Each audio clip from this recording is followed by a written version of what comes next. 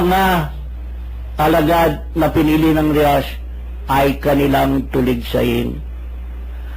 Tandaan po natin, mga ginigiling naming tagapakinig, ang Panginoon ay pumili ng 12 alagad.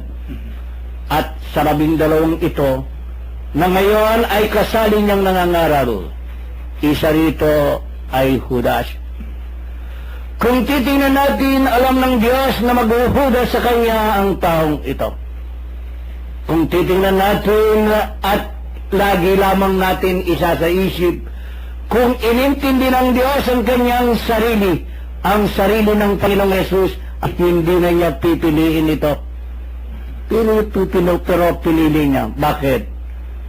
Upang sa ganon ay maraming mailalarawan si Judas, hindi lamang sa kanyang mga alagad, kundi sa mga taong sumusunod din sa Diyos.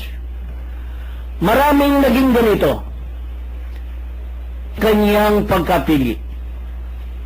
Ginagamit niya ang kanyang talino. Ginagamit niya na siya ay naaawa sa mga naghihirap sa buhay. Pero ginagamit niya ang kabutihang nasa sa isip niya para sa kanyang sarili. Ganyan din ngayon. Marami ang naglilingkod, sinasabi nila sa Diyos. Hindi sila gumagastos. Ang kanilang ginagastos ay nanggagaling sa mga love offering nila. Pero sa kanilang sarili, walang nagmumula sa kanila. Ang sinasabi nilang ginagastos para sa gawain ng Diyos ay hindi totoo, sapagkat nagpapabayad sila.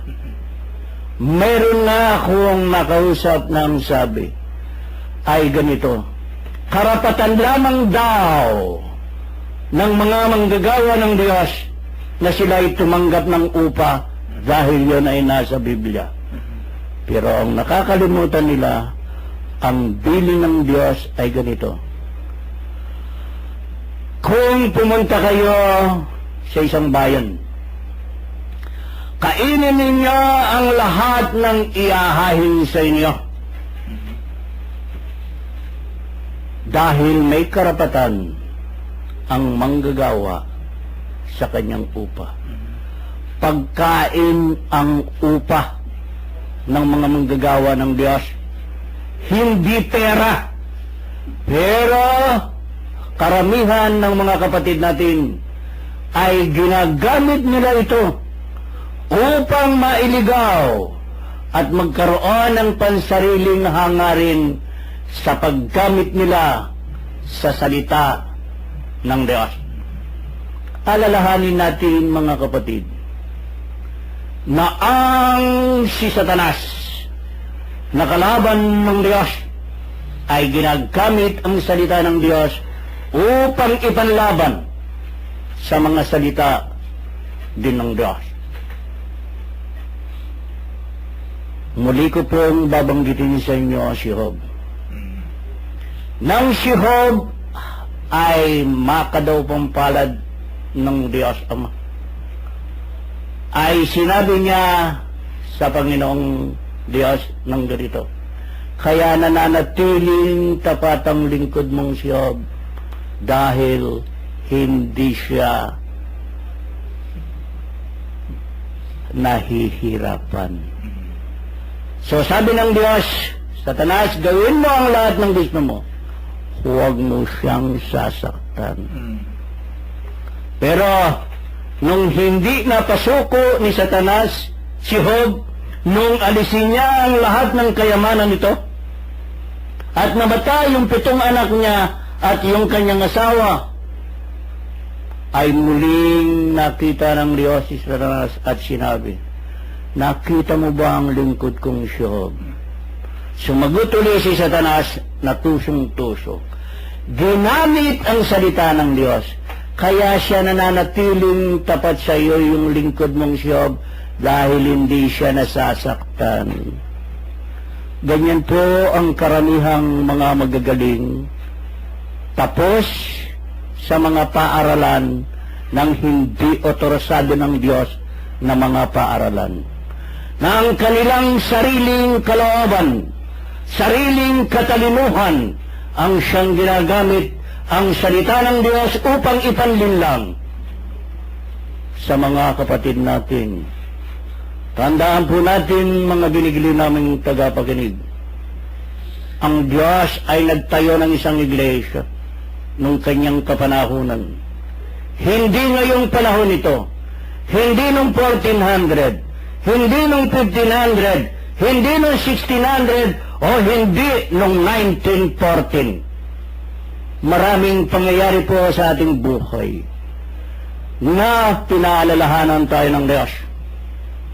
Nawa mag-ingat tayo, na huwag mailigaw ni naman, sapagkat maraming darating at gagamitin ang kanyang pangalan at marami silang maililigaw. Sana hindi tayo isa sa mga maliligaw at nananatili tayo sa iglesyang itinayo ng Panginoon. Ang founder nito, walang iba kundi ang Panginoong Yesus, sa aprobado at inaprubahan sa kalooban ng Diyos amang nasa langit. Amen. Yan po ang paliwanag po ni Kuya Bert sa mga babaeng naglingkod kay Jesus. So sa ngayon ho, nakikita natin na marami ho ang talagang naglilingkod sa atin hong Panginoon. Doon ho sa mga namumuno ay marami hong sumasama upang maglingkod. Pero meron hong talagang tapat na nakasama na naglilingkod at meron ho namang paimbabaw lamang ang paglilingkod. Totoo ka doon, Kuya. Yun po ang nakikita natin. So ang hinihingi ho rito, siguro, yun hong 12 na isa nga ho ay nasabi ni Kuya Bert na nagudas. Kung meron humang ganyan dito, siguro ho'y ito'y binabalanse upang makita natin yung mga bagay na ipinakikita rito sa Biblia sa katauhan ni Judas. Kaya ko nabanggit yung Kuya Min dahil maraming tumutulig siya sa mga bagong litaw ngayon sa mga pakaparihan natin. So maraming tumitulig siya sa kanila. Totoo po. Makasalanan din daw yung mga paring yan. Ang tanong, bakit pinili sila ng Diyos? Sa karamihan na tinawag, bakit sila pinili? Sila ba ay pinili ng Diyos? Sa kanila, saan galing yung kapangyarihan nilang? May kapangyarihan ba sila? Sila ba'y kasali doon sa pinili ng Diyos? Sana mag-isip-isip sila. Amen.